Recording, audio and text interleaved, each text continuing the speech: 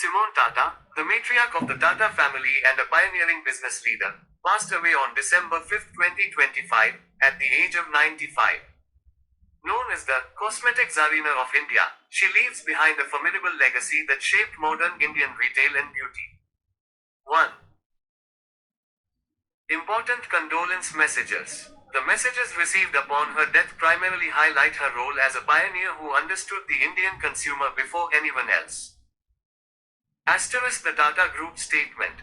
The official statement emphasized two key pillars of her legacy. She will always be remembered for her contribution to the growth of Lakme as India's leading cosmetic brand and for laying the foundation for fashion retail with the Westside chain. Asterisk industry tributes. She is being mourned as a quiet force and a visionary who transformed a subsidiary of Tata Oil Mills into a household name. Peers have noted her positive outlook and deep resolve, which helped her navigate the complex Indian business landscape as a Swiss-born woman in the 1960s. Asterisk philanthropic community. Messages also acknowledged her guidance of the Sir Ratan Tata Institute, remembering her not just as a business leader but as a compassionate philanthropist. 2. Remembrance of her contribution. Simone Tata's contribution to the Tata Group is distinct because she built consumer-facing brands in an era dominated by heavy industry.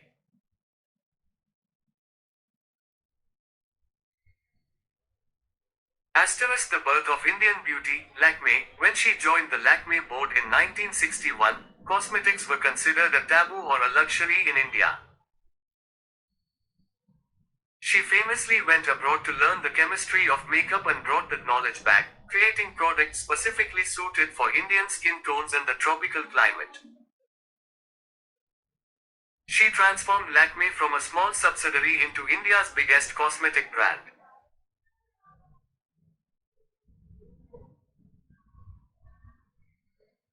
Asterisk the retail revolution, Trent, Westside. In a masterstroke of business strategy, she sold Lakme to Hindustan Unilever in 1996 and used the proceeds to found Trent Limited.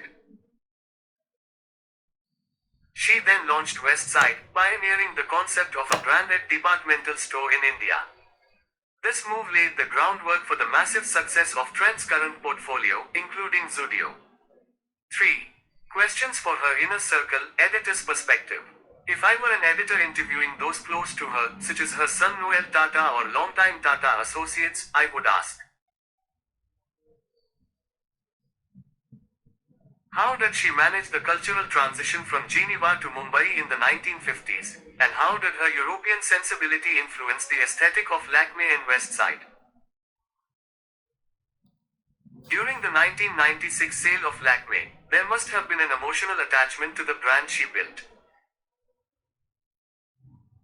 How did she pragmatically decide to pivot entirely to retail, Trent, at an age when most people retire?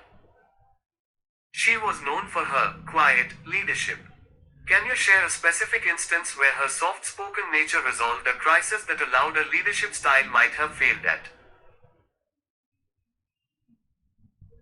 As a connoisseur of the arts, how did she balance the creative demands of the beauty business with the rigid financial discipline required by the Tata Group? 4. Vision and incomplete projects. Asterisk incomplete projects. As she had retired from active executive roles in 2006, serving as non-executive chair of Trent until then, she did not leave operational projects incomplete. However, her broader mission was the modernization of the Indian lifestyle. Asterisk her vision. Her vision was to democratize style. Whether through affordable cosmetics in the 60s or accessible fashion through Westside in the 90s, she believed Indian consumers deserved world-class quality at local prices. The current explosion of Zudio, under Trent, is the ultimate realization of her vision for accessible, trendy retail. 5. Hobbies and leisure time. Simone Tata was not just a business operator, she was a woman of deep culture. Asterisk art connoisseur. She held a degree in arts from Geneva University and was a trustee of the India Foundation for the Arts. She spent much of her leisure time supporting and engaging with the arts, advocating for creative projects in India. Asterisk philanthropy. She dedicated significant time to the Sir Ratan Tata Institute, which provides employment to women through cooking and crafts. Asterisk travel. Having arrived in India as a tourist, she retained a love for travel, often visiting Europe and maintaining her connection to her Swiss roots. 6. Less known facts. Asterisk the tourist meeting. She originally came to India in 1953 as a tourist. It was during this trip that she met Naval Tata, who was 26 years her senior. They fell in love, married in 1955, and she made India her permanent home. Asterisk stepmother to a legend. She was the stepmother of Ratan Tata, Naval Tata's son from his first marriage, and the mother of Noel Tata.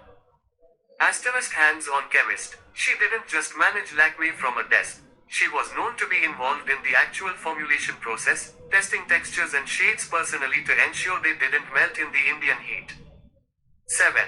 Feedback and breakthrough achievements. Asterisk peer feedback. Her peers and staff often described her as elegant but steely. She was known for her meticulous attention to detail. Staff reported that she would spot the slightest error in a window display or a product packaging design instantly. She was respected for her quiet resolve, never loud, but always effective. Asterisk breakthrough achievements. Asterisk mainstreaming makeup. Her biggest breakthrough was normalizing the use of cosmetics for the average Indian woman, moving it from cinema makeup to daily wear.